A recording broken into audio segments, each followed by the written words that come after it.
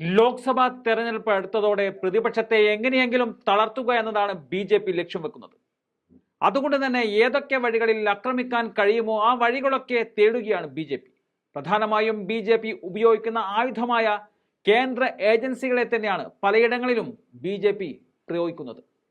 ജാർഖണ്ഡിൽ നമ്മൾ അത് കണ്ടതാണ്. അതുപോലെ ഡൽഹിയിലും ഇത്തരത്തിൽ കേന്ദ്ര ഏജൻസികൾ ഇറങ്ങിക്കളിച്ചിരുന്നു. മാത്രമല്ല മഹാരാഷ്ട്ര അടക്കമുള്ള പല സംസ്ഥാനങ്ങളിലും പല പ്രമുഖ നേതാക്കളെയും ഇത്തരത്തിൽ ഭീഷണിപ്പെടുത്തി തങ്ങളുടെ പാളയത്തിലെത്തിച്ച ചരിത്രം ബി.ജെ.പിക്കുണ്ട്.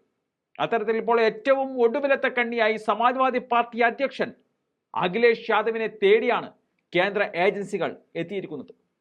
അഖിലേഷ് യാദവിന് കേന്ദ്ര അന്വേഷണ ഏജൻസിയായ CBI സമൻസ് അയച്ചിരിക്കുകയാണ്.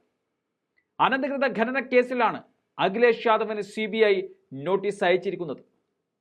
CRPC സെക്ഷൻ 160 പ്രകാരമാണ് സമൻസ് അയച്ചിരിക്കുന്നത്. ഫെബ്രുവരി 29 വ്യാഴാഴ്ച ചോദ്യം ചെയ്യലിന് ഹാജരാകാനാണ് അഖിലേഷ് യാദവിനോട് പറഞ്ഞിരിക്കുന്നത്. 2012 2016 ഇടയിൽ UPയിലെ ഹമീർപൂർ ജില്ലയിൽ നടന്ന അനധികൃത ഖനന കേസുമായി ബന്ധപ്പെട്ടാണ് CBI സമൻസ് അയച്ചിരിക്കുന്നത്. അനധികൃത ഖനനത്തിന് അനുമതി നൽകിയവരടക്കം 11 പേർക്കെതിരെയാണ് FIR രജിസ്റ്റർ ചെയ്തിരിക്കുന്നത്. ഉദ്യോഗസ്ഥർ തങ്ങളുടെ സ്ഥാനം ദുരുപയോഗം ചെയ്തതായും ഇത് സംസ്ഥാനത്തിന് വലിയ നഷ്ടമുണ്ടാക്കിയതായും CBI വ്യക്തമാക്കിയിട്ടുണ്ട്. 2016 അലഹബാദ് ഹൈക്കോടതിയാണ് ഹമീർപൂരിലെ അനധികൃത ഖനന കേസിൽ CBI അന്വേഷണത്തിന് ഉത്തരവിട്ടത്.